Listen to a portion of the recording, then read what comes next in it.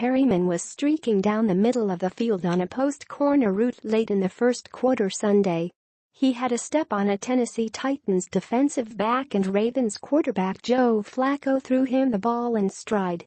Instead of going up and getting the ball at its highest point, Perriman waited for it to come down. The ball hit off his hands. Perriman was leveled by cornerback Logan Ryan and Titans safety Kevin Byard picked off the deflection and returned it into Ravens territory. I guess, somewhat of a bigger receiver, Perriman said after the Ravens' mistake-filled 23-20 loss at Nissan Stadium. Those plays like that, where it's hanging in the air for a long time, you've got to go in the air and snatch it. The Ravens seemed to make an effort to get Perriman involved after the much-maligned third-year receiver entered the game with just 4 catches for 26 yards in 7 games. He had been shut out in 4 of them. Flacco targeted him 7 times and Perriman finished with a season-high 3 catches for 28 yards. But Perriman let the Ravens and their veteran quarterback down on 2 key plays in the first half. The first one was the interception that hit off his hands and landed in the arms of Byard. 3 plays after the interception, Titans quarterback Marcus Mariota hit Rishard Matthews for a 16-yard touchdown pass and a 10-3 Tennessee lead. It marked the second time in Perriman's past 3 games during which an on-target throw hit off his hands and led to an interception and then a touchdown for the opposition. Contested catch turnovers have hurt us, Ravens coach John Harbaugh said.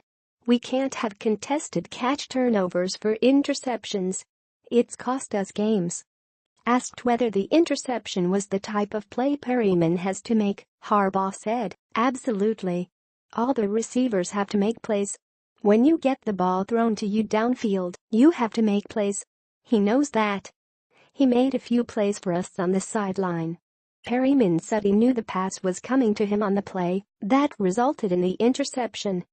He just wished he made a more aggressive play on the ball. I've got to go look at it on film, but definitely, you've got to go up there and get the ball at the highest point, Perriman said. Flacco also targeted Perriman on a deep ball on the Ravens' first offensive drive. However, the ball was a bit overthrown to the middle of the end zone and Perriman didn't get 2 hands free to go after it. His first catch, an 8-yard reception that came on the Ravens' next drive, gave the Ravens a first down. But on the next play came the bobble and the interception.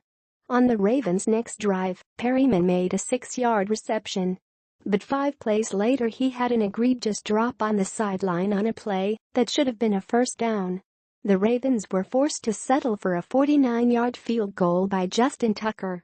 I've been there before, Perriman said about rebounding from a mistake. You have to put it behind you and keep rolling. Perriman did acknowledge that it felt good to be a bigger part of the offense and that playing through some obvious mistakes gave him some confidence. Harbaugh said that it wasn't necessarily the game plan to target Perriman more, and it was just a matter of Flacco's reads taking him to the 6'2", 215-pound receiver. All the Ravens receivers got opportunities as Flacco threw the ball 52 times, completing 34 for 261 yards and 2 touchdowns.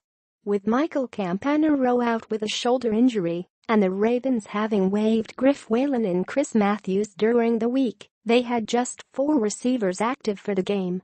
Jeremy McLin led the team with 8 catches for 98 yards.